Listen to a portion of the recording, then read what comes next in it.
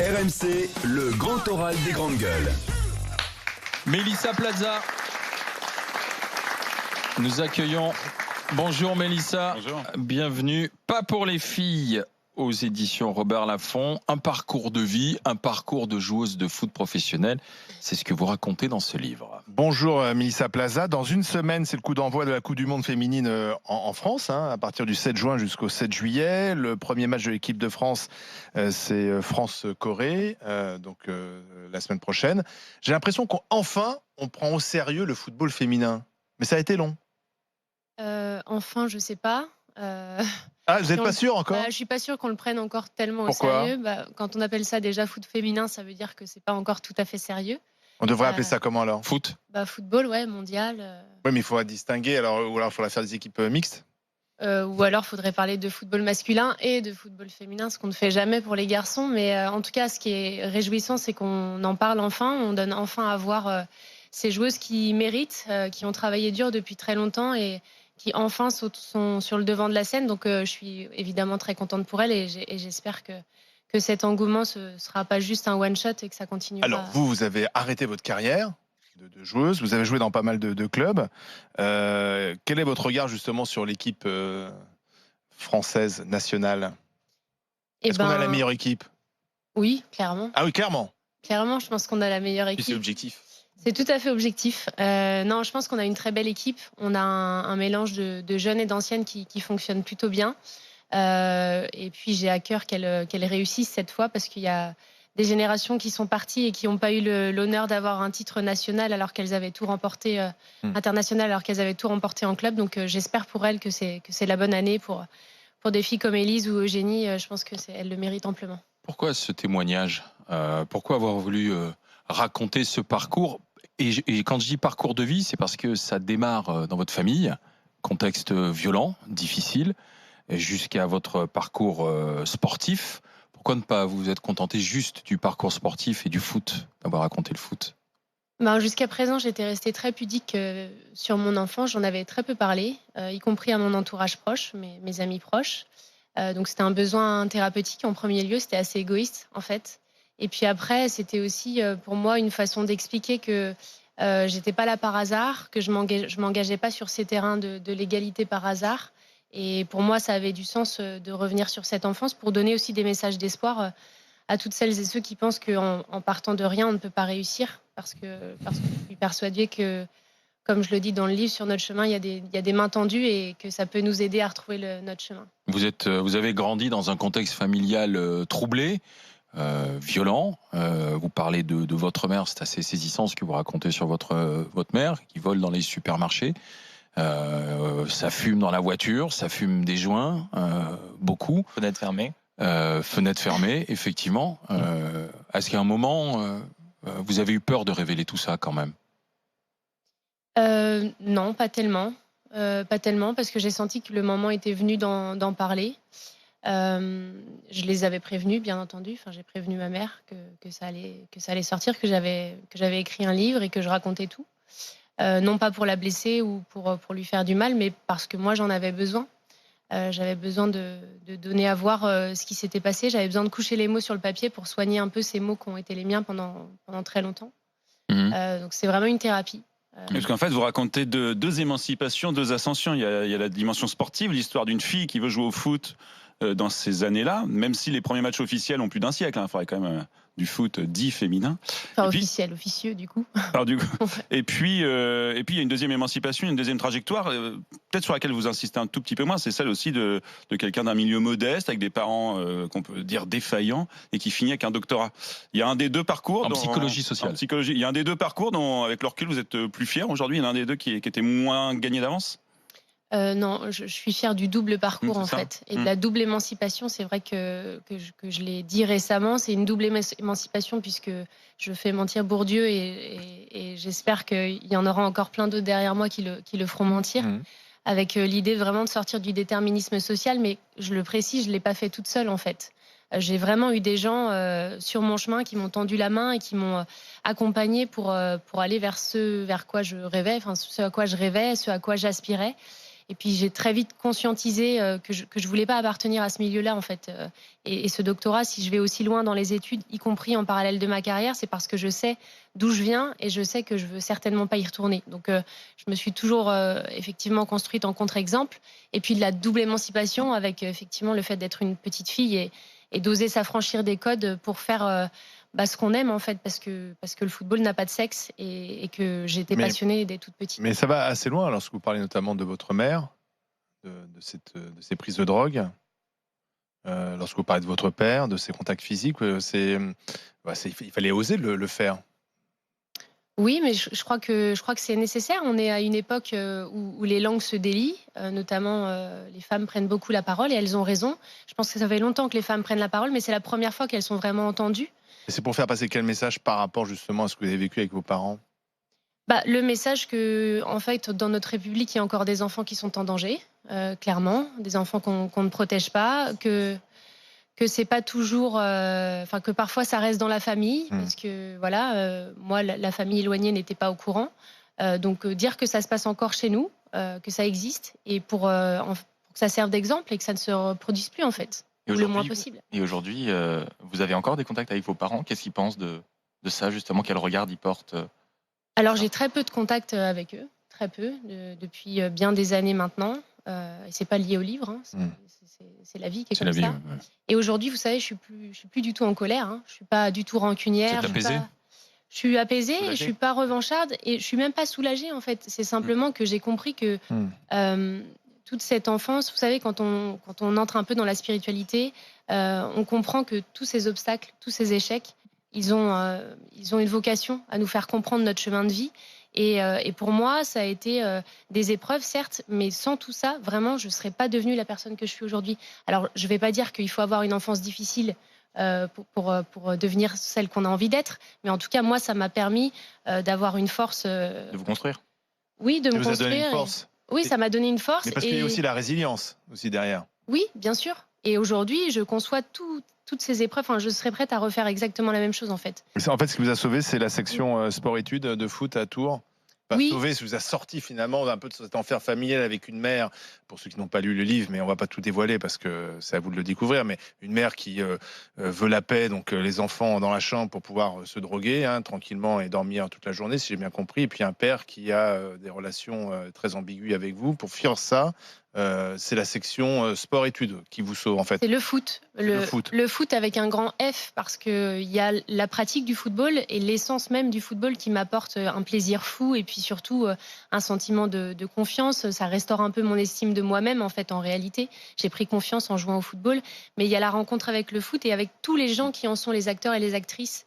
J'évoque cette famille d'accueil, j'évoque mes coachs, j'évoque mes coéquipières de l'époque qui étaient des gens extrêmement bienveillants et qui ont su voir au-delà de la carapace que je m'étais forgée, parce que quand je suis arrivée à La Roche, j'étais vraiment... Alors bienveillant, pas tous, parce que vous balancez aussi pas mal dans le livre. Contrairement à ce qu'on pourrait penser, c'est pas parce qu'on est une femme qu'on n'est pas misogyne et qu'on reproduit pas les stéréotypes. C'est pas parce qu'on est un homme qu'on n'est pas aussi victime de stéréotypes, et vous faites bien de le rappeler. Et puis surtout, on découvre que le sport féminin, même quand on est dans une équipe d'un grand club, on a encore le droit aux remarques sexistes. Vous parlez notamment de la campagne de publicité à laquelle vous avez participé plus ou moins volontairement.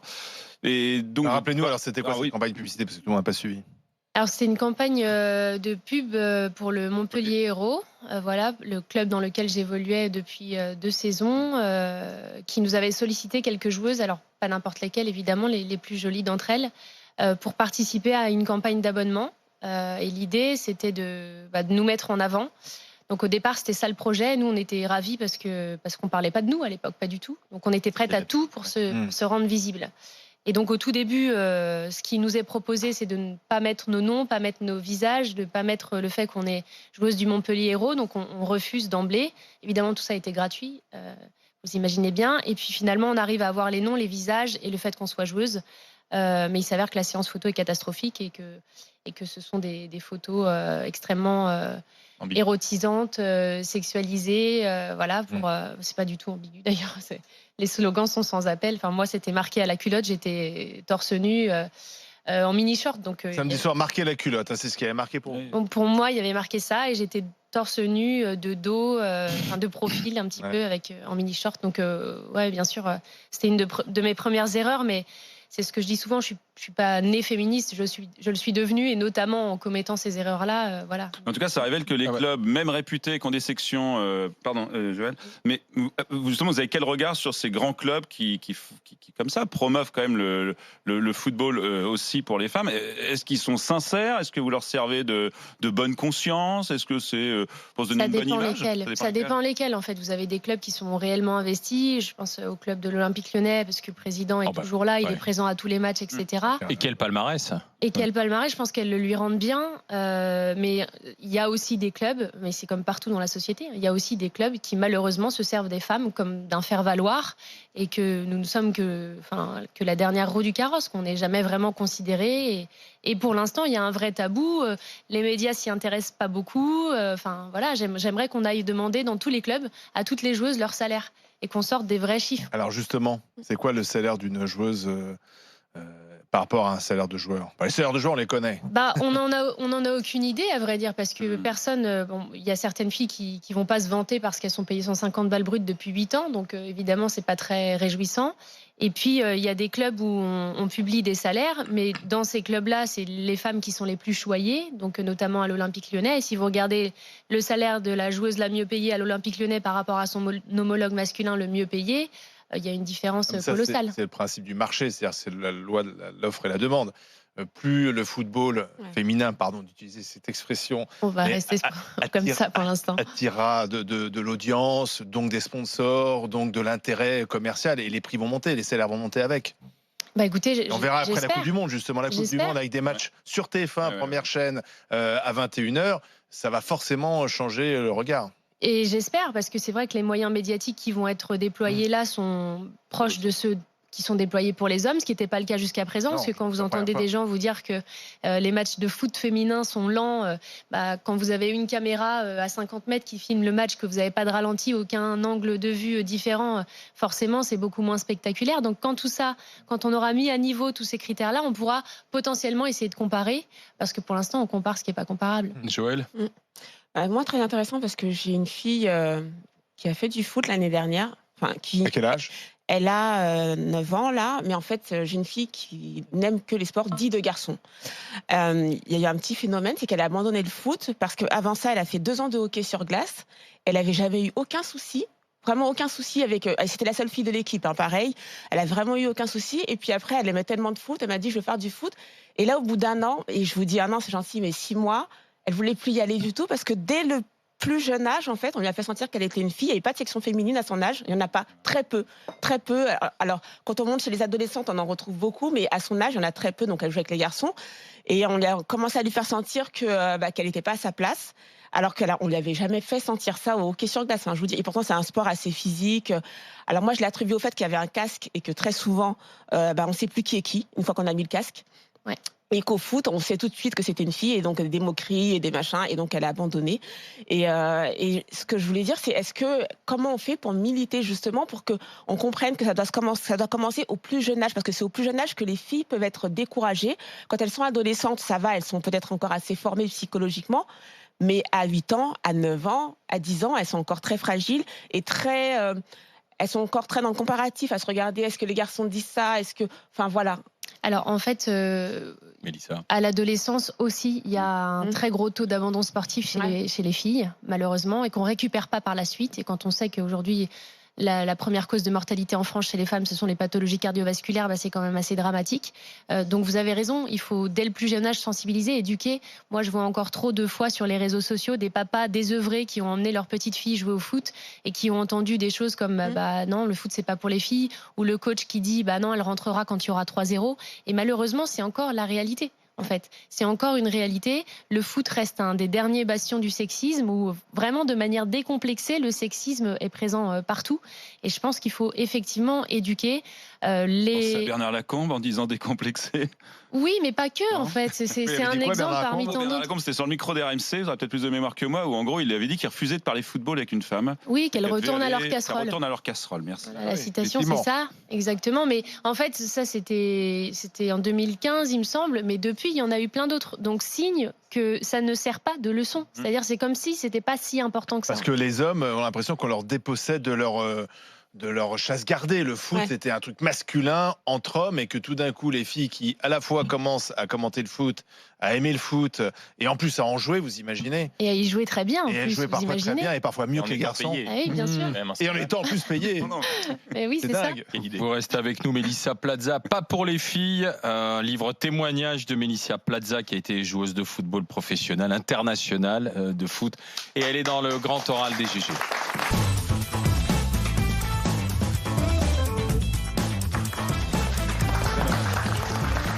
Les grandes gueules sur RMC Story, c'est Mélissa Plaza qui est avec nous. Pas pour les filles aux éditions Robert Laffont, c'est un livre témoignage. Je vous disais, c'est un parcours de vie, un parcours professionnel.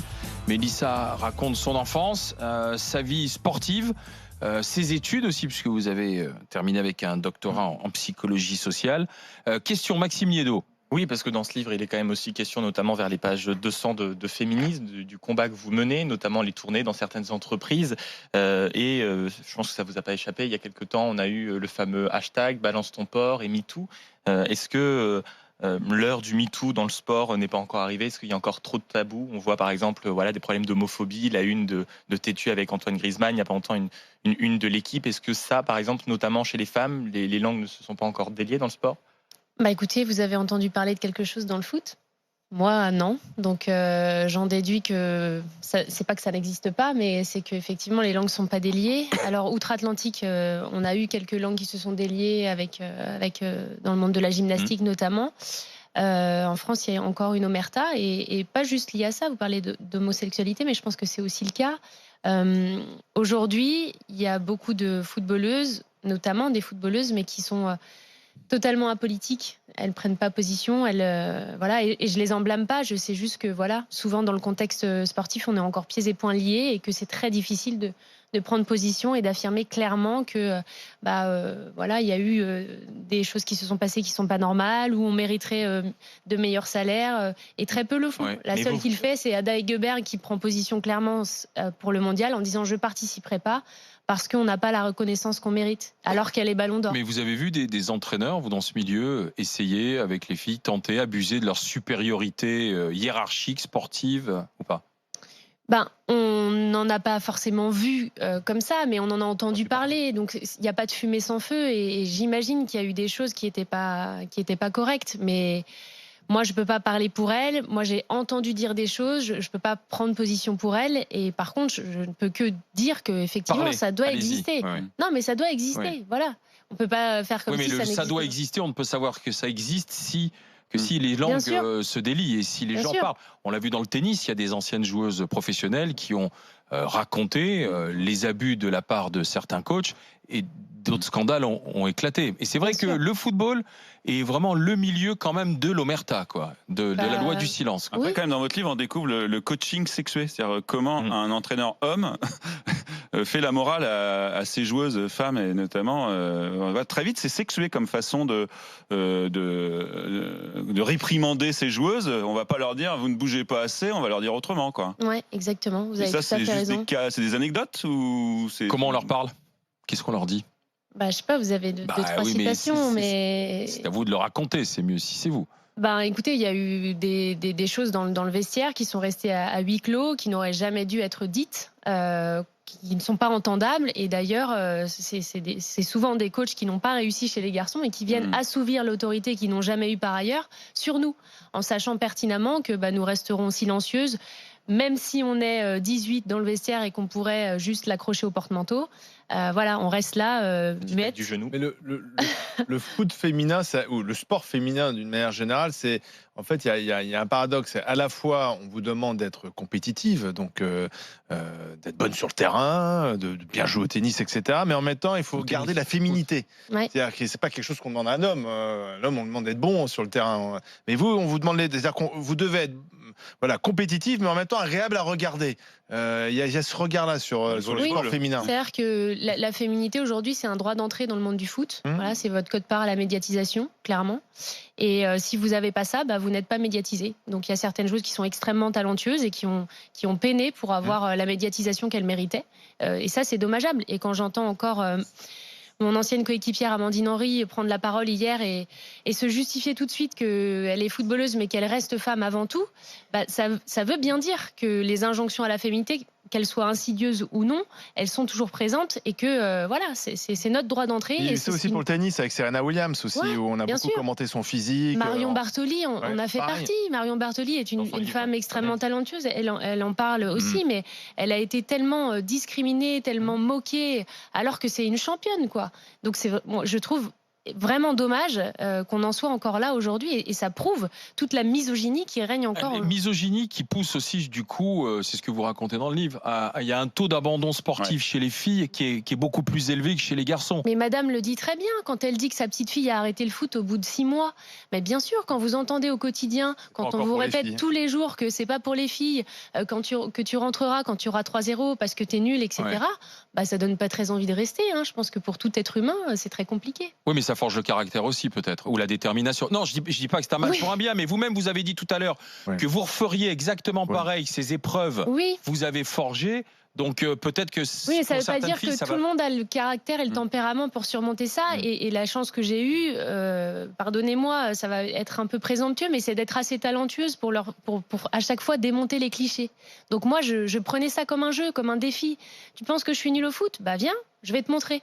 Mais c'est pas le cas de toutes. Et la question n'est pas d'être talentueuse pour avoir le droit de jouer au football. C'est d'avoir le droit de jouer au football tout court, en fait. Oui, simplement, se prendre le plaisir de jouer au football. Bien sûr, quel que soit notre niveau. Peut-être qu'il faut aussi enlever un autre stéréotype parmi les stéréotypes, c'est de bien faire prendre conscience aux garçons qu'eux-mêmes sont victimes de stéréotypes. Et moi qui suis enseignant, je m'aperçois que dans les choix d'orientation, quand on est avec un garçon qui est un peu borné et qui est sur une représentation un peu archaïque, mais il se prive aussi de plein de choix d'orientation. Bien sûr. Il y a plein de métiers auxquels il ne pense pas. Moi, en plus, je suis bien placé. 85% des enseignants sont des enseignantes. Mais c'est peut-être ça aussi un des leviers, c'est de leur faire prendre conscience mais même dans l'attitude, quand on est un ado, c'est plutôt bien de mettre le bazar en cours, c'est valorisant. Vous savez, il y a un très bon livre qui s'appelle En finir avec la fabrique des garçons. Alors c'est vraiment très provocateur comme titre, exprès, qui fait état d'un tableau qui s'appelle Les chiffres chocs de la virilité et qui nous montre que la façon dont on éduque nos garçons et ces injonctions à la masculinité toxique qui leur sont faites depuis le plus jeune âge les conduisent à adopter des comportements à risque pour eux, mais aussi pour les autres. Donc c'est eux qui figurent en tête dans les chiffres de morts par suicide, overdose, mort de tabac, qui figurent en haut de les accidents de la route, etc. Donc ça nous donne quand même un indice sur le fait que la façon dont on éduque nos filles et nos garçons ne sert ni nos filles, ni nos garçons. Donc il y a quelque chose qu'il faut changer et il y a une vraie prise de conscience qui doit s'opérer. Il faut en finir avec quoi alors ? Il faut en finir avec la socialisation différenciée de nos filles et nos garçons. Il faut éduquer nos filles et nos garçons dans une réelle liberté, pas juste se gargariser d'une devise républicaine qui ne veut rien dire aujourd'hui. C'est-à-dire ? Liberté, égalité, fraternité. Moi, j'ai pas l'impression, quand je vois les choix sexués en université, dans les métiers, etc., qu'on soit vraiment libre. Moi, je propose qu'on puisse offrir à nos enfants vraiment l'ensemble du champ des possibles, qu'on leur ouvre le champ des possibles, qu'on leur dise que quel que soit leur sexe, ils peuvent faire le sport qu'ils ont envie, le métier qu'ils ont envie. S'ils veulent devenir astronaute ou institutrice ou instituteur ou mailloticien ou sage-femme, qu'importe. Mais leur dire que tout est possible. C'est juste ça, en fait.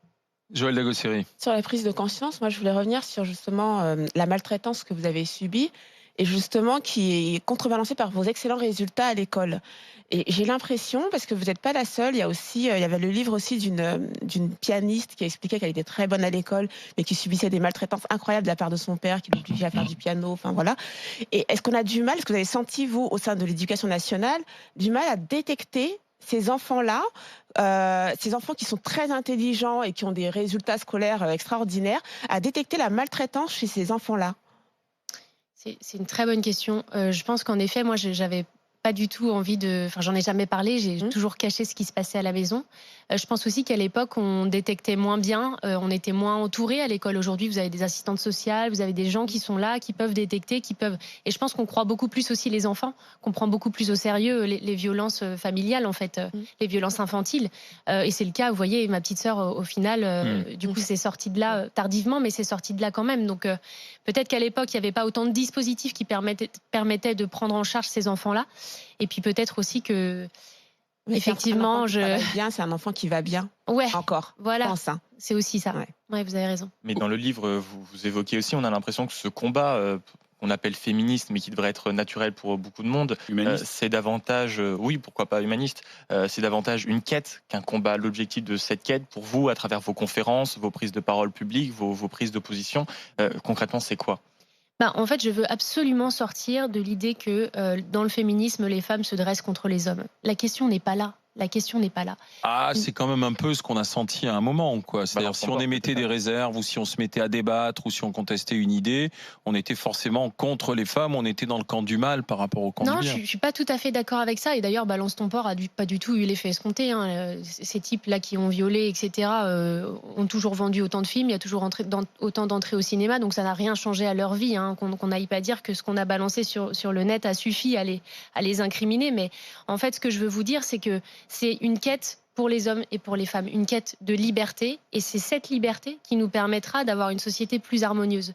Parce que tant qu'on en est là, tant qu'il y a encore des violences, qu'elles soient faites envers les femmes ou envers toute autre catégorie sociale, on ne peut pas bien vivre en fait. Et ça signifie simplement une chose, c'est-à-dire que quand on est sans arrêt en train de discriminer les autres, de se moquer de tout ça, c'est juste qu'on n'a pas assez d'estime de soi. Il faut faire quoi ? Davantage de pédagogie, davantage de combat. Qu'est-ce que vous pensez de Marlène Schiappa ? Est-ce que le combat qu'elle mène, la secrétaire d'État à l'égalité femmes-hommes, il est bon, elle prend souvent la parole et souvent sur les plateaux, est-ce qu'elle fait bien le travail ? Écoutez, je pense que les choses ont bien évolué depuis qu'elle y est, en tout cas. Ça, c'est ce que je peux vous dire. Parce qu'au moins, on a pris le taureau par les cornes. Je pense qu'il y a encore beaucoup de choses à faire, notamment dans l'éducation.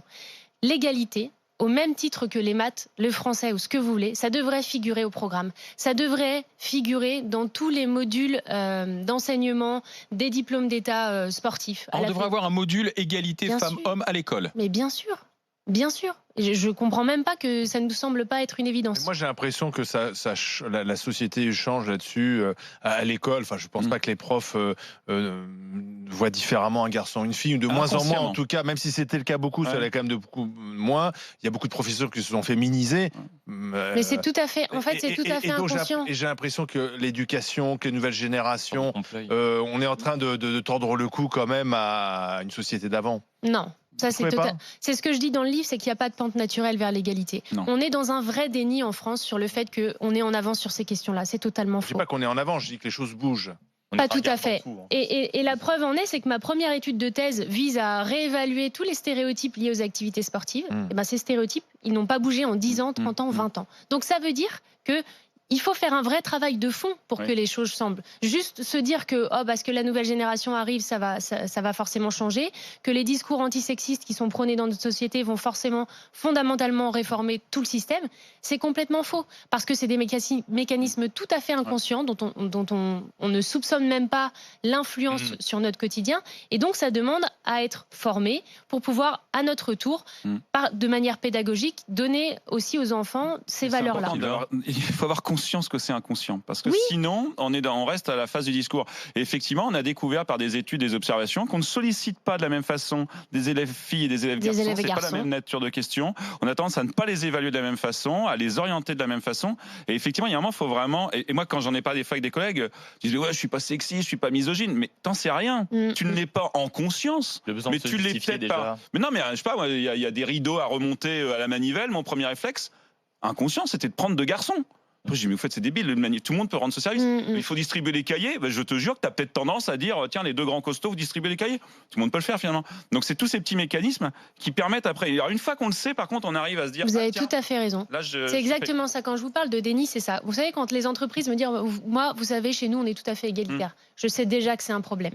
Parce que les stéréotypes, ils sont tout à fait inconscients. C'est un réflexe cognitif normal. Ça reflète le fonctionnement normal de notre cerveau. Et quand on n'a pas conscience qu'on en a tous et toutes besoin, et qu'on peut potentiellement tous et toutes être auteurs ou victimes de discrimination, alors on reste comme ça dans le déni. Et on n'est pas conscient. Il faut être extrêmement vigilant dans son quotidien pour pouvoir se saisir de ces stéréotypes et changer les choses. Et vous en faites partie. Vous vous rendez compte à quel point parfois c'est inconscient. Mais il n'y a que comme ça qu'on peut changer les choses en étant extrêmement vigilant dans son quotidien. Merci de ce témoignage. Mélissa Plaza, pas pour les filles, c'est une question. Elle apporte des éléments de réponse avec sa carrière. Le livre est aux éditions Robert Laffont. Magnifique témoignage qu'on vous conseille de lire. Merci Mélissa Plaza. On enchaîne avec le GG et vous, s'il vous plaît. RMC, les grandes gueules, les GG et vous. On va reparler du 80 km/h, on va parler de la recommandation, de la mise en garde de monsieur le délégué à la prévention routière, la sécurité routière, Rémi Barre. Il y a attention, les départements, si vous voulez revenir aux 90 km/h, il faudra peut-être assumer un nombre à la hausse de morts sur les routes, de victimes d'accidents de la route. On va réécouter Sylvain et ensuite tu en parles avec Maude du côté de la Seine-et-Marne. Et là, il y a un sacré cas de conscience, je trouve, en direction des présidents de conseils départementaux, parce que là, clairement, ça veut dire que c'est un vrai choix qu'on fait. C'est-à-dire, est-ce que pour des raisons quand même pas mal démagogiques, on repasse à 90 en se disant je me fâche pas avec ma population, ou est-ce qu'on assume en se disant bah, écoutez, moi j'ai la preuve scientifique, quand on baisse, il y a moins de morts. Et après, je crois que ça nous renvoie chacun nos ambiguïtés. Moi, je suis que sur des routes limitées à 80 dans ma campagne. Et quand moi je conduis, j'aimerais qu'elle soit limitée à 110 parce qu'on se surestime tous sur nos capacités à conduire. Mais quand mes filles conduisent, mes grandes filles, j'aimerais que ce soit limité à 30 parce que le papa d'un seul coup il a peur. Alors, monsieur Sylvain, est-ce que tu peux répondre à la question de Maude? Bonjour Maude. Bonjour. Allez-y, je vous laisse faire avec Sylvain. Bonjour Sylvain. Oui, bonjour Maude, pardon, j'étais concentré. Donc vous pensez, enfin, ce que vous dites, c'est, voilà, pour vous, on limite à ça. Vous voudriez que ce soit limité à 110, mais pas pour vos enfants. Je vais partager, en fait, c'est un vrai cas de conscience. Oui, c'est vrai. C'était une boutade, hein, Maude, c'était une boutade. Hein, ouais, quand nous, on est au volant, on aimerait que ça aille plus vite, et quand on pense aux gens qui nous sont chers... Voilà. Oui, non, mais ça, j'ai bien compris que c'était une boutade, que je vais partager, en fait, enfin, je la partage tout à fait. C'est un cas de conscience. Maintenant, moi, ce que je pense, c'est qu'il faut réellement apprendre à tout le monde que la route se partage. On n'est pas plus fort que les autres, on est tous des automobilistes. C'est les comportements qui sont dangereux. Mais réellement, c'est les comportements. Aujourd'hui, celui qui respectait pas les 90 hier, il va pas respecter les 80. Et d'ailleurs, il ne respectera aucune limitation de vitesse. Et mais il prendra plus de risques sur son permis. Comment ? Je disais, non, par contre, il prendra plus de risques sur son permis et sur la sanction. S'il conduit, la sanction, on peut en discuter. Qu'est-ce que je dis, moi, à une famille qui a perdu un enfant sur la route et arrive le PV accident et j'ai 8, 9 condamnations pour des délits routiers. Oui, parce qu'après, il y a des gens qui conduisent sans permis et sans assurance. Parce que là, en fait, ce sont toujours les mêmes en général. C'est toujours les mêmes, c'est des récidivistes. Et il y a un problème sur les récidivistes. On devrait être capable de les interdire à vie de prendre un volant. Parce qu'en fait, on s'aperçoit que les chauffards, les vrais chauffards, ce sont toujours les mêmes. Exactement, mais c'est contre ça qu'on milite. Mais c'est ça, il faut se battre contre ça. Mais alors, est-ce que vous ne pensez pas que la justice aurait un rôle à jouer ? Ah oui, complètement. Moi, je suis effectivement, là, je serais sans pitié pour les récidivistes.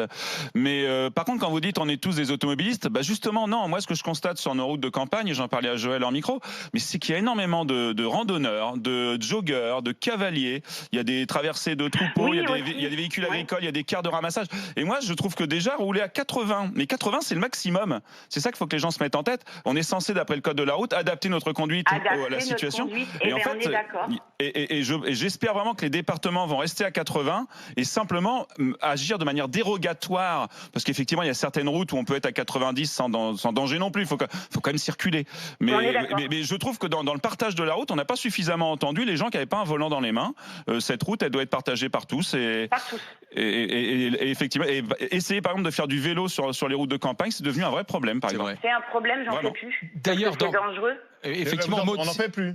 Si vous permettez, Maud, d'ailleurs, dans les bons chiffres de la sécurité routière qu'on nous a transmis, quand on regarde le nombre de morts qui sont en hausse, les cyclistes aujourd'hui sont les nouvelles victimes des accidents de la route. Alors, parce qu'aussi, il y en a plus. Oui. Alors, moi, je vais vous dire un petit mot quand même sur les chiffres. C'est que vous faites quoi de la personne qui décède des suites de son accident 31 jours après l'accident? Il ne rentre pas dans les chiffres, celui-ci. On en fait quoi? Et il y a beaucoup plus de blessés corporels aussi. Maud, merci de ce témoignage, d'avoir interpellé Sylvain. Maud, passez une bonne journée. Juste un petit mot, si le sujet vous intéresse, je vous invite à venir le 2 juin, place de l'Hôtel de Ville à Paris. Si vous voulez discuter avec des familles qui ont perdu des enfants sur la route, il y a un rassemblement qui se fait. Ils font une table en hommage aux victimes de la route. Le 2 juin, 14h, place de l'Hôtel de Ville. C'est dimanche. C'est dimanche. Et si vous voulez voir comment répond la justice au comportement, il y a un procès qui se déroulera au tribunal de Meaux le 7 juin à 14h. Adrien est décédé, il avait 21 ans, il respectait les limitations de vitesse. On a une personne, on parlait des comportements et de la vitesse qui est maximum. Une personne, c'était une route qui était limitée à 90 km/h. La personne qui était devant elle avait adapté sa vitesse, roulait à 68 km/h, la visibilité était très mauvaise, ça n'allait pas assez vite. Cette personne-là a doublé et a tué Adrien. Vous avez un jugement le 7 juin, venez voir comment la justice répond à ça et quel message elle fait passer. Merci Maud de ce témoignage. Donc vous avez noté si cette question des accidents de la route, être auprès des victimes vous intéresse, dimanche 2 juin, place de l'Hôtel de Ville à Paris. Suite du GG et vous dans un instant en direct sur RMC Story. RMC, 9h midi, les grandes gueules.